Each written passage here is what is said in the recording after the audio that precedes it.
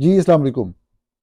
नाज़रीन, आज के प्रोग्राम में 4-5 जो ताज़ा तरीन अहम तरीन खबरें हैं वो डिस्कस करनी है। सबसे पहले तो मौलाना फजलुर रहमान मिले हैं पाकिस्तान के चंद सीनियर एंकर पर्सन्स से, जिनमें कुछ सहाफ़ी भी शामिल हैं।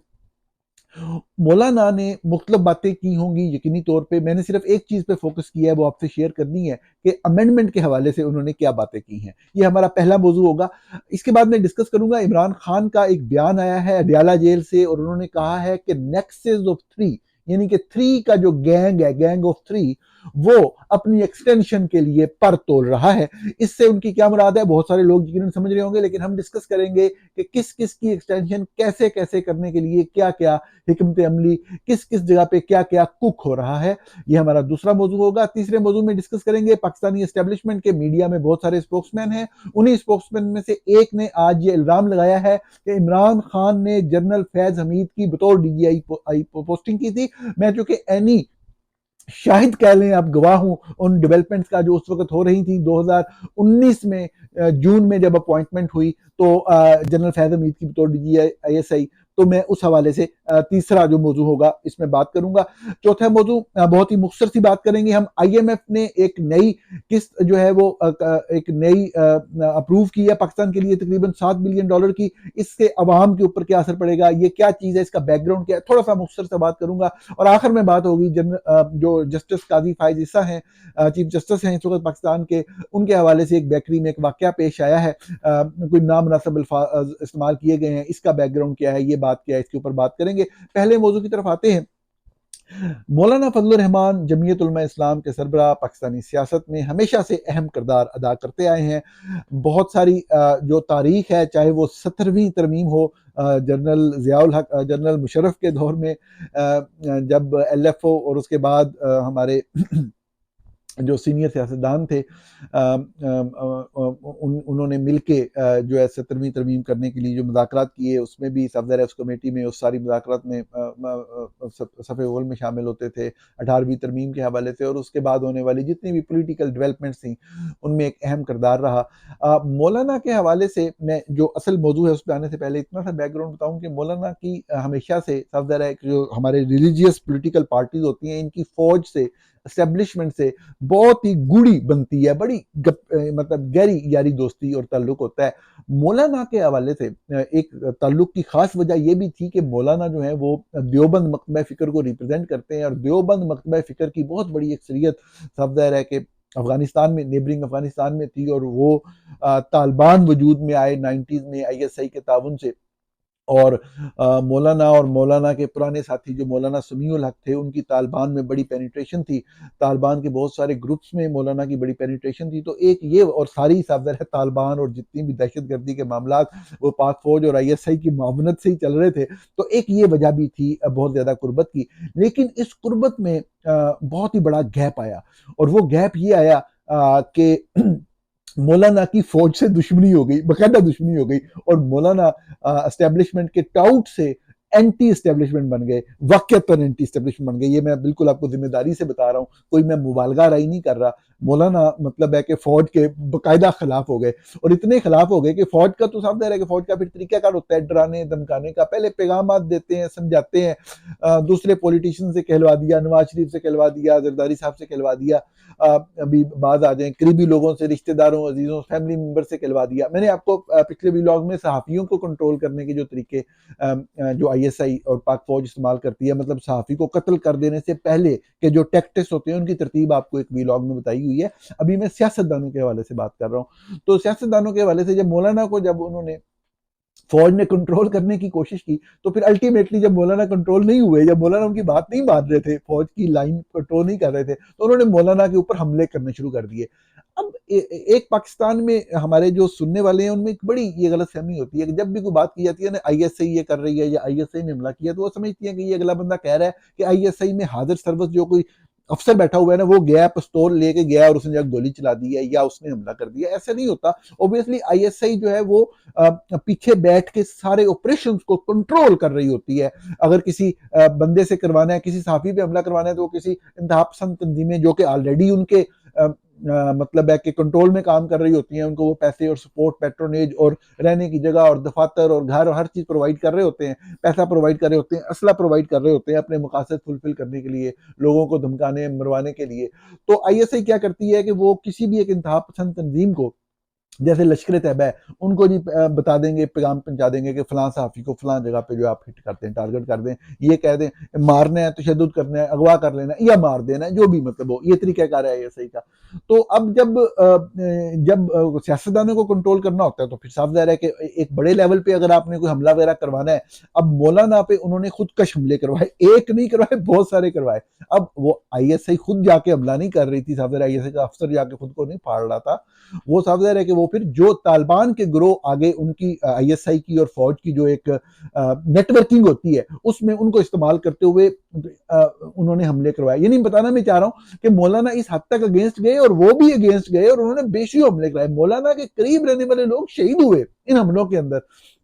लेकिन ताकत की गेम, जो इक्तदार की गेम है, ये बड़ी जालिम होती है। इसमें अपना करीबी कोई नहीं होता, कुर्बत सिर्फ ताकत की होती है। और जो लोग पावर पॉलिटिक्स को कवर करते हैं, लिखते हैं इसके ऊपर, वो समझते हैं इन डायनामिक्स को कि ऐसी कोई मतलब है कि मोहब्बत, अपना सका बेटा भी मारा हो फौज ने इक़्तिदार में आने के लिए, आप दोबारा फौज के साथ चलने के लिए तैयार हो जाते हैं। तो मौलाना के हवाले से यही हुआ कि उनका तकरीबन एक डेकेड जो है ना वो एक मुखालफत चली और वो खुल के ओपनली बात करते रहे फौज के खिलाफ। अल्टीमेटली मौलाना के मामलात जो हैं वो बेहतर हो गए हैं, काफ़ी बेहतर हो गए हैं। मेरे पास इस हवाले से इतलात थी और इन्हीं इतलात की बुनियाद के ऊपर मैंने जब ये बातें चल रही थी और मैंने देखा पाकिस्तानी मीडिया में ये खबर चली कि जी मौलाना अमेंडमेंट के खिलाफ जाएंगे और ये वो, तो मुझे चूंकि पता था तो मैंने एक वीलॉग में नहीं, बीसियों वीलॉग्स में, बीसियों मुहावरतन क्या गया, मैं 3 या 4 वीलॉग में वादे अंदाज में ये बात की कि बात ये है कि लोग इस चीज में पड़े हुए हैं कि जी एक्सटेंशन हो रही है, उम्र बढ़ रही है चीफ जस्टिस की, आईनी अदालत बन रही है, फलानी अदालत, ये सारी तफसीलात हैं, ये फजूलियात हैं। असल मकसद सिर्फ और सिर्फ एक है और वो मकसद ये है कि किसी भी तरीके से जो अपना बंदा है काजी फायजी साहब, वो किसी भी तरीके से कंटिन्यू करे, उसके लिए कोई भी मैकेनिज्म, कोई भी तरीकाकार अपनाया जाए, नंबर 1। नंबर 2, जो इंडिपेंडेंट जज हैं, वो जज जो मुस्लिम लीग नून को मुसलसल रिलीफ देते रहे, क्योंकि नून लीग का उस वक्त हक बनता था। तो अब जब उनको रिलीफ मिला, उनका हक बनता था, तो उनको ये समझ आ गई कि यार ये तो हमारा जब हक बनता था और जब फौज हमारे खिलाफ थी उस वक्त भी हमें रिलीफ दिया इस बंदे ने, तो ये अब फौज हमारे साथ है, ये तो अब भी असूल के मुताबिक फैसले करेंगे, तो ये काम खराब है, हमें जस्टिस मंसूर अली शाह नहीं चाहिए।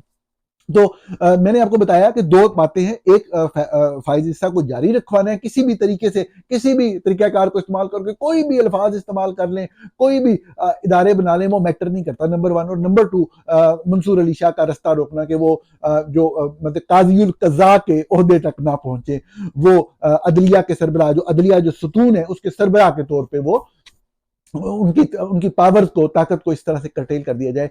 ये जो 2 एजेंडाज हैं general chief of army staff general Hafiz Syed Asim Munir साहब के, ये पूरे होने चाहिए, तो ये पूरे होंगे और मौलाना इसके हक में ही वोट देंगे। वो हजारों मुखालफतें कर लें, वो ये बातें कर लें। तो नाज़रीन, मैं तफसील में नहीं जाऊंगा, मैं सिर्फ आपको यही बताऊंगा कि कल रात जो मीटिंग हुई मुख्तलिफ एंकर पर्सन में के साथ, जिनमें चंद सहाफ़ी भी शामिल थे, उसके अंदर सहाफ़ी जो होते हैं उनको तरीका आता है बात करने का, वो एक फिक्रे के ऊपर सेटिस्फाई नहीं होते, वो कभी इधर से आके बात पूछते हैं, कभी उधर से आके बात पूछते हैं। तो वो जो इधर से और उधर से आके बातें पूछी गई, उनसे जो क्रक्स निकला इन सहाफ़ियों की मुलाकात का मौलाना फजलुर रहमान के साथ, वो यही निकला कि जो भी हुकूमत चाह रही है वो उसके मुताबिक आईनी तरमीम के हवाले से कुछ ना करके, कुछ नखरे नाज नखरे करके, वो अल्टीमेटली ये जो 2 बुनियादी मकासद मैंने आपको बताए हैं, इनकी हवाले से वो वोट देंगे। यही बात सामने आई। और ये चीज पहले हुकूमत जो है वो साफ ज़ाहिर है कि वो अपनी फ्रस्ट्रेशन में आके और मौलाना की नाराजगी और जो उन्होंने गुस्से में कुछ दिन डिले किया मामले को, उसमें आके उन्होंने नया एक सिलसिला शुरू किया और ज़बरदस्त तरीके से सुप्रीम कोर्ट के फैसलों को पसे पुश डालते हुए और रद्दी की टोकरी में फेंकते हुए उन्होंने मतलब है कि वो अपने बंदे उन सीटों पे एडजस्ट करवाने की कोशिश की जो सुप्रीम कोर्ट पहले हुक्म दे चुकी है कि वो मखसूस नशिस्तें पीटीआई को अलॉट की जाएं। मैंने अर्ज की किया कि ये आइन की बदतरीन वायलेशन होगी, इसलिए कि आइन वाज़ेह बताता है कि जो डायरेक्ट इलेक्शन होगा उसमें सियासी जमातें जितनी नशिस्तें हासिल करेंगी उस तनासुब से, आइन का प्रिंसिपल ज़हन में रखिएगा। बाज़ औक़ात आइनी माहिरीन जो हैं वो आपको बड़ा घुमा फिरा के और स्विफ्ट एक जो है ना ट्विस्ट दे के बातों को जो है ना वो बड़ी अजीबो गरीब एक मंतक आपके सामने पेश करते हैं। जो असूल मुतय्यन कर दिया है आइन ने वो ये है कि जितनी सीटें डायरेक्ट इलेक्शन में मिलेंगी किसी सियासी जमात को उसके तनासुब से उसको सीटें मिलेंगी, यानी उससे ज्यादा नहीं मिल सकती। यही वो बुनियादी असूल जो अपहेल्ड किया सुप्रीम कोर्ट की मेजोरिटी जजमेंट के अंदर, पाकिस्तान उस हद तक पहुंच गया। हमारे पास दोस्त हैं, मैं अगले मौजू पे चलने से पहले एक आखिरी फिक्र आपको बता दूं कि हमारे चंद दोस्त हैं जो कहते हैं जी पहले भी होता रहा है। तो मैं उनको हमेशा कहता हूं कि यार बताएं, ये जो इलेक्शन हुआ है 2024 में फरवरी में, इस तरह का इलेक्शन कि आपने जिस पार्टी को नहीं आगे आने देना था, आपने किस तरीके से उनको लोगों से नॉमिनेशन फॉर्म छीनने से लेके अगवा करने और तशद्दुद का, कौन से इलेक्शन में 47 से लेके अब तक ऐसा हुआ? नंबर 1। अब मैं उन्हीं लोगों से पूछता हूं कि कब ऐसा हुआ पाकिस्तान की तारीख में कि इस तरीके से एक सुप्रीम कोर्ट के मेजॉरिटी डिसीजन को रद्दी की टोकरी में डाला गया हो। ये लोग जो पाकिस्तान का मजाक उड़ा रहे हैं, जो पाकिस्तान के आइन का मजाक उड़ा रहे हैं, अब इसका रिएक्शन आएगा, आप देखिएगा नाजरीन। ये इस्लामाबाद की सड़कों पे भी आएगा, ये पाकिस्तान के दूसरे बड़े शहरों की सड़कों में भी आएगा। ये इन लोगों तक पहुंचेगा जो इस मुजरमाना फेल का हिस्सा है। सियासत अलग चीज है, पीटीआई 100 चीजों पे गलत हो सकती है, नून लीग 100 चीजों पे दुरुस्त हो सकती है, लेकिन आइन और कानून का इस तरीके से मजाक उड़ाना, पाकिस्तान का मजाक उड़ाना, ये साफ जाहिर है कि इसका बड़ा ही वर्ष जो है। अभी ये लोग ताकत के नशे में, इनको बात समझ नहीं आ रही, ये जो करने जा रहे हैं, जो कोशिश कर रहे हैं, लेकिन जब इसका रिएक्शन आएगा तो आप देखिएगा ये इन लोगों से बात नहीं की जाएगी। यही बातें हम उस दौर में, जब पिछला दौर था, जब गलत हो रही थी, यही बातें हम दोषगुजार करते थे जनाब इमरान खान के, उस वक्त भी बात को नहीं समझा जाता था। आज जिस तरीके से ये चीज हो रही है, ये तो अनप्रेसिडेंटेड, ऐसा कभी नहीं हुआ। नाज़रीन, अगले मौजू की तरफ चलते हैं। इमरान खान ने बयान दिया है कि जो गैंग ऑफ 3 या nexus of 3, I don't know exactly क्या वर्ड यूज किया, उन्होंने 3 का वर्ड इस्तेमाल किया है कि 3 का जत्था जो है वो एक्सटेंशन के लिए कर रहा है। तो ये साफ ज़ाहिर है वो इशारा कर रहे हैं चीफ जस्टिस ऑफ पाकिस्तान इस वक्त जो है वो जस्टिस कादी फाइज ईसा अपनी एक्सटेंशन के लिए पर तोल रहे हैं। Sikandar Sultan Raja, chief election commissioner, शरीफ फैमिली के खास आदमी, खास टाउट, हमेशा से टाउट और फौज के लिए काम किया, पूरी जिंदगी, पूरे कैरियर फौज के आईएसआई के मुलाजिम रहे, हालांकि अपने बारे में पॉजिटिव रिपोर्टिंग बहुत करवाते रहे, लेकिन टाउट थे और टाउट अपने आप को होना साबित किया। मैं बार बार मिसाल देता हूं अपने दोस्तों को जो इनके हक में लिखते रहे। जब फैसल वफदा का केस था तो मैंने बताया था कि ये नहीं होगा, क्योंकि मेरे पास इतलात थी कि ये इनको डिस्क्वालीफाई नहीं करेंगे, हालांकि वो डिस्क्वालीफाई थे। तो उन्होंने उतना अर्थ था जितना मैं कहता रहा, उन्होंने नहीं किया। अल्टीमेटली साफ ज़ाहिर है कि प्रेशर इस हद तक बढ़ा और वो कहानी खत्म हो गई। पिछली जो एक्विजन थी वो खराब हो गई। जिन्होंने कहा था नहीं करना, उन्होंने कहा अब जो मर्जी करें, तो फिर कर लिया। तो ये मतलब साफ ज़ाहिर है कि एक चीज नहीं थी। ये तो मैंने वैसे मिसाल दी इस मौजूदा इलेक्शन वाले दौर से पहले की। ये हमें उस वक्त भी पता था कि ये टाउट के तौर पे ही प्ले कर रहे हैं। उस वक्त दोस्त, अब आप बात नहीं मानते थे, उस वक्त फैसल वाबडा जो है वो मतलब आप कह लें कि अजीम तरीन लीडर था बाद लोगों के लिए। लेकिन हम सच सुनने के आदी नहीं होते, साफ ज़ाहिर है तनकीद सुनने के आदी नहीं होते। अपने खिलाफ की जाने वाली हर बात को हम गलत और पैसे लेके की जाने वाली बात समझते हैं। इस वक्त इमरान खान जो इशारा कर रहे हैं तीसरी शख्सियत की तरफ, वो चीफ ऑफ आर्मी स्टाफ हैं, वो जनरल आसिम मुनीर हैं। वो अपनी एक्सटेंशन के लिए पर तोड़ रहे हैं। ये सारा कुछ उसी एक्सटेंशन के लिए, ये सारा स्टेज जो सजाया जा रहा है, ये उसी एक्सटेंशन के लिए, उसी इक़्तिदार को तूल देने के लिए, उसी इक़्तिदार को दवाम बख्शने के लिए किया जा रहा है। वो इक़्तिदार जो रावलपिंडी से chief of army staff general Asim Munir जो हैं वो चला रहे हैं। इमरान खान ने बिल्कुल सही कहा, इसका तरीक़ाकार जो अपनाया जा रहा है वो यही है। नाज़रीन, आपके सामने बार बार अर्ज़ किया कि आइन में तरमीम करके एक नई अदालत कायम की जाए, ताकि जब भी गलत तरीके से एक्सटेंशन, एक रिटायर्ड शख्स की अपॉइंटमेंट और फिर उसकी एक्सटेंशन, इस हवाले से अगर कोई अदलिया, इंडिपेंडेंट अदलिया के सामने केस आएगा तो आइन और कानून के मुताबिक फैसला हो सकता है। तो बुनियादी तौर पे जरूरी है कि ऐसी अदालत कायम की जाए जिससे अपनी मर्जी से फैसले करवाए जा सके। ये पहला मरला है इस एक्सटेंशन के प्रोसेस को मुकम्मल करने का। दूसरी चीज ये है कि जो भी गलत लोग हुकूमत के अंदर बिठाए हैं जो सिलेक्टेड लोग हुकूमत के अंदर बिठाए हैं, जो अपने हैंड पिक्ड टाउट्स जो हुकूमत के अंदर बिठाए हैं, अगर वो वहाँ पे मौजूद नहीं रहेंगे तब भी कोई प्रॉब्लम हो सकती है। तो उनकी कंटिन्यूटी के लिए साफ ज़ाहिर है चीफ इलेक्शन कमिश्नर का अपने बंदे का वहाँ मौजूद होना, ताकि आइंदा के इलेक्शंस के ऊपर भी जो है पिछले इलेक्शन के ऊपर अदालतों के अंदर मौक़िफ़ वही हो जो कि फ़ौज और ISI बता रही है। और दूसरी चीज़ ये कि आइंदा के इलेक्शन को भी किया जाए। और ये सारा जो समा है ये सज रहा है जनाब आसिम मुनीर साहब के लिए कि उनकी एक्सटेंशन हो, उनकी एक्सटेंशन की राह में जितने भी रोड़े हैं उनको साफ किया जा रहा है। एजाज सैयद सीनियर सहाफ़ी हैं, वो ऑलरेडी खबर दे चुके हैं। बहुत सारे ड्राफ्ट थे कॉन्स्टिट्यूशनल अमेंडमेंट के, किसी एक ड्राफ्ट में ये वाली चीज़ भी शामिल थी जो ड्राफ्ट सामने नहीं आया कि किसी भी तरीके से तमाम मुलाजमीन को ही एक्सटेंशन दे दी जाए, ताकि उसी के अंदर जो है ये रोला इस मरतबा खड़ा ही ना हो कि आर्मी चीफ को एक्सटेंशन देनी है या नहीं देनी है।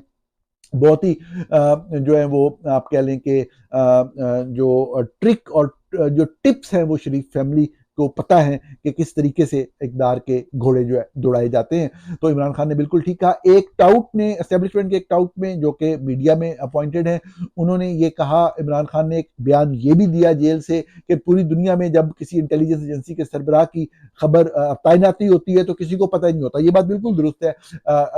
किसी भी जो खुफिया एजेंसी का मतलब ही ये होता है कि उसके सारे मामला खुफिया होते हैं। बहुत अरसे बाद मीडिया को पता लगता है और शाज़ो नादर ही जिक्र होता है। लेकिन हमारे यहाँ एक बहुत बड़ी खबर बनी। लेकिन मेरा मौजू इमरान खान का ये बयान नहीं, मेरा मौजू उस टाउट की ये बात है कि इमरान खान ने अपॉइंट कराया था जनरल फैज़ हमीद को। उन्होंने कहा जी अब तो आपको ये बड़ी अजीब बात लग रही है, जब आप खुद DGISI को अपॉइंट कर रहे थे। तो मैं इस चीज़ को ज़ाती तौर पे जानता हूँ और ये बात मैं अपनी तरफ से अगर कहूँ तो आपको अजीब लगेगा कि मैं जो बात एक नैरेटिव है जो मैं आपके सामने बयान करता हूँ उसी के फ्लो में बात कर रहा हूँ। ये बात आपके सामने पाकिस्तान मुस्लिम लीग नवाज के लोग कर चुके हैं, ख्वाजा आसिफ कर चुके हैं कि क्या ताल्लुक था जनरल एजाज अमजद का जो कि सुसर हैं इनके जनरल कमर जावेद बाजवा साबिक आर्मी चीफ के, और जो सुसर थे ब्रिगेडियर फारूक साहब जनरल फैज़ हमीद के, उनका क्या ताल्लुक था, किस तरीके से दोनों आपस में क्लोज आए दोनों अफसरान, किस तरीके से अहम तरीन तैनातियां देते रहे जनरल कमर जावेद बाजवा जनरल फैज़ हमीद को, और आर्मी चीफ बनने के फौरन बाद उनको DG काउंटर इंटेलिजेंस लेके आए, GDCI लेके आए, उन सारी सियासत को संभालने का जो मामला है वो उनके सुपुर्द किया, पूरे मुल्क को उनके जरिए चलाया। जो तारीख में पहली दफा हुआ कि जो DGISI था वो डिसफंक्शनल था, क्योंकि आर्मी चीफ बराह रास्त DGCI से राब्ते में था। और जब उनको दूसरी तैनाती दी गई तो ये बात भी हर किसी को क्लियर थी कि अल्टीमेटली जनरल फैज़ हमीद DGISI तैनात होंगे। ये जनरल कमर जावेद बाजवा का फैसला था, और कमर जावेद बाजवा का फैसला अपने फाइनेंशियल इंटरेस्ट को, जो वो दो नंबरियां कर रहे थे, जो वो चोरी कर रहे थे, जो वो करप्शन कर रहे थे, जो वो जायदादें बना रहे थे पाकिस्तान के अंदर और पाकिस्तान के बाहर अपने फ्रंटमैन के जरिए, उसको इंश्योर करना, उसको दवाम बख्शना, उसके तसलसल को जारी रखना, उसके लिए अपने करीबी तरीन बंदे फैज़ हमीद की अपॉइंटमेंट बहुत जरूरी थी। ये गलत बयानी थी, मैं इसकी तफसील में नहीं जाऊंगा, मैं इसकी सियासियत में नहीं जाऊंगा, इसकी डिस्कशन में नहीं जाऊंगा। सिर्फ इस फैक्ट को बयान करना मेरा फर्ज था बतौर सहाफ़ी कि ये जो तैनाती हुई थी जनरल फैज़ हमीद की, इसका इमरान खान, हालांकि इमरान खान साफ ज़ाहिर है सबको पता है, ये सच छुपाया नहीं जा सकता कि इमरान खान बहुत क्लोज थे जनरल बाजवा के भी, जनरल फैज़ हमीद के भी। और जनरल फैज़ हमीद को जब हटाया जा रहा था तो इमरान खान ने रेजिस्ट किया था उस चीज़ को, वो उनको वहां पे कंटिन्यू करना चाहते थे। ये वो फैक्ट है जिनके ऊपर झूठ नहीं बोला जा सकता, जिसको छुपाया नहीं जा सकता। जो सच बात है वो जरूर बोलनी चाहिए, और वो ये है कि तैनाती इमरान खान ने नहीं की थी, तैनाती जनरल बाजवा की रिकमेंडेशन पे ही हुई थी। आगे चलते हैं नाज़रीन। IMF ने एक $7 बिलियन की मंजूर की है, तकरीबन 5% के करीब इसके ऊपर इंटरेस्ट होगा, ये पाकिस्तान को देना पड़ेगा। एक बड़ा ही पेचीदा मौजू है, इसके ऊपर हमारे बहुत ही अच्छे काबिल एहतराम सहाफ़ी जो हैं, जिनको मैं फॉलो करता हूँ, फॉलो करने से मेरा ये नहीं सोशल मीडिया पे फॉलो करता हूँ, मतलब जिनके प्रिंसिपल्स को मैं फॉलो करता हूँ, वो भी ये कहते हैं कि जी जो IMF से कर्ज लेना है इसके ऊपर तनकीद ना की जाए, क्योंकि मुल्क इसके ऊपर चलता है, ये कौमी सलामती से एसोसिएटेड मसला है। मैं इस पर डिसएग्रीमेंट है मेरा। मैं ये समझता हूँ कि पाकिस्तान के अंदर जो भी लोग काबिज हैं इस वक्त, वो ह्यूमन राइट्स की वर्स्ट एवर वायलेशंस कर रहे हैं। मेरे काबिल एहतराम सहाफ़ी दोस्त जो ये कहते हैं कि IMF को ये कहना कि वो पाकिस्तान को कर्जा ना दे ये मुल्क दुश्मनी के मानों में आता है, वो मुझे ये बताएं कि क्या जो दुनिया में तमाम हुकूमतें एक्सेसेस करती हैं, ज्यादतियां करती हैं, लेकिन क्या जो पाकिस्तान में एक्सेसेस या ज्यादतियां हो रही हैं, जो बलूचिस्तान में जुल्म सितम हो रहा है, जो सिर्फ एक दिन पहले हमने ट्राइबल एरियाज के अंदर जो है बमबारी की है पाकिस्तान की फौज ने, जिस तरह मवेशी मंडी को तबाह किया है, क्या ये आम वायलेशन है ह्यूमन राइट्स की? तो जो ये बैनुल अक़वामी इदारे जब इस तरह के रजीम्स को जो पैसे देते हैं, तो ये फौज के अल्ले तलल्लों पे ही इस्तेमाल होते हैं, ये फौज के बजट में ही इस्तेमाल होते हैं। जो इसको शो जो भी किया जाए, आप अकाउंटिंग बुक्स में जो भी शो कर दें, बेसिक बुनियादी तौर पे अगर ये चीज नहीं आएगी, मुल्क अपने रिसोर्सेज के ऊपर चलने की कोशिश करेगा, तो फौज को जरा अपना हाथ तंग करना पड़ेगा। फौज अपना हाथ तंग नहीं करना चाहती। फौज अपने अल्ले तल्ले पूरी दुनिया के अंदर जायदादें बनाने, जर्नल पाकिस्तानी फौज के जर्नल जो है वो सिलसिला जारी रखना चाहते हैं। ये पैसा कर्ज के तौर पे आता है, पाकिस्तानी कौम रहती दुनिया तक इसको पे करती रहेगी और ये फौज के अल्ले तल्लों पे इस्तेमाल होगा। इसके लिए हमें आईएमएफ की चंद बुनियादी कंडीशन को नाजरीन पूरा करना होगा, और वो बड़ी खौफनाक कंडीशन है। वो बुनियादी तरीन जो कहते वो ये आज भी जो आईएमएफ की सरबराह मुझे कह रही थी कि हम कह रहे हैं कि रिच के ऊपर टैक्स लगाएं, रिच के ऊपर टैक्स नहीं लगाया जाता। आईएमएफ की जो कंडीशन बुनियादी तरीन जरूरत की जो चीजें होती हैं, वो कहते हैं मोबाइल के ऊपर टैक्स लगाएं, वो कहते हैं पेट्रोल जो आम बंदा इस्तेमाल करता है, गरीब इंसान इस्तेमाल करता है, और पेट्रोल की कीमत से सब्जी की कीमत बढ़ती है, तेल की कीमत, हर चीज की कीमत बढ़ती है। तो आईएमएफ की ये चीजें होती हैं। एक यकीनन चंद दिनों में महंगाई का नया तूफान आएगा। हम देख रहे हैं पूरी दुनिया में फ्यूल की कीमतें कम हुई हैं, लेकिन पाकिस्तान के अंदर जो कम की गई हैं, वो इंटरनेशनल जो कमी हुई है वो ट्रांसलेट नहीं हुआ वहां पे, इसलिए कि हमने फौज को पैसे देने हैं, मजीद पैसे देने हैं। पाकिस्तान के लिए यकीनन एक बुरी खबर है। मेरा तज्जिया इसके हवाले से यही है। आखिरी बात के ऊपर चलते हैं नाजरीन। एक बेकरी है इस्लामाबाद में, उसमें वाकया हुआ, चीफ जस्टिस ऑफ पाकिस्तान अपनी फैमिली के साथ गए।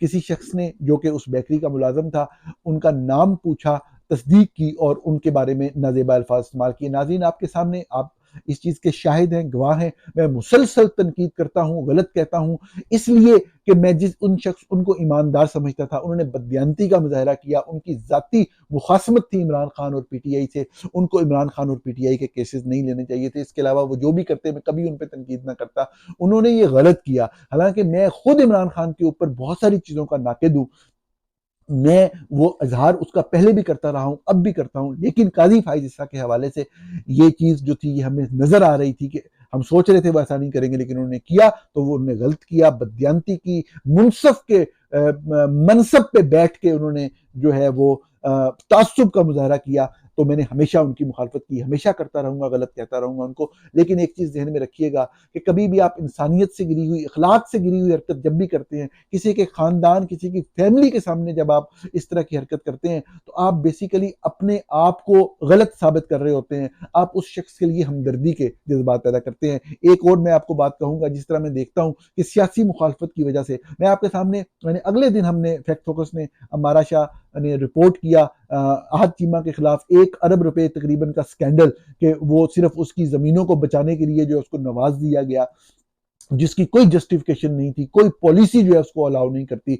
20 यूं ऐसे इलाके हैं जिनमें इस तरह की जरूरत है, लेकिन अपने बंदे को नवाजा गया। और वो काम जो बहुत ही इसकी डिटेल बाद में हम डिस्कस कर सकते हैं, लेकिन मैं आपको बताना चाह रहा हूँ, खुल के तनकीद करते हैं मरीम नवाज के ऊपर, लेकिन मैं देखता हूँ कि बाद लोग उनकी जात पे हमला करते हैं, उनके औरत होने पे हमला करते हैं, उनके किरदार पे हमला करते हैं। जब आप ये करते हैं तो आप उनके लिए हमदर्दी के जज्बात, ये समझ में नहीं आएगी। गुस्से में जब आप बात सुनते हैं, गुस्से में बात करते हैं, तो इस तरह की बातें समझ नहीं आती, ये गलत होता है। सियासी तौर पे तनकीद करें, पॉलिटिक्स पे तनकीद करें, वो टिकटॉक के अलावा कोई काम ही नहीं कर रहे, इस बात पे तनकीद करें। पंजाब में क्या नई चीज हुई, क्या बेहतरी आई, इस चीज पे तनकीद करें। सिर्फ दिखावे के चंद प्रोजेक्ट से कभी कुछ सुबह आगे नहीं चलता, इस बात पे तनकीद करें। आप जब इस चीज पे करते हैं, आप उसको गाली जब देते हैं, जब उसके औरत होने पे अटैक करते हैं, तो यहाँ पे आप उसको मजबूत कर रहे होते हैं। ये चीज गलत, ये रवैया गलत, ये रवैया बदलने की जरूरत है। बहुत अफसोसनाक वाकया हुआ चीफ जस्टिस के हवाले से, नहीं होना चाहिए था। वो वैसे गलत है, ये वाकया ना भी होता, क्या ये वाकया ना होता फिर वो गलत सही हो जाते? वो वैसे ही गलत हैं, वो अपने करतूतों की वजह से गलत हैं। ये चीज करने की जरूरत नहीं थी। फैमिलियों पे अटैक नहीं करते, फैमिली के सामने हरासा नहीं करते। नाज़रीन आपने वीलॉग देखा, आपका बहुत शुक्रिया। आप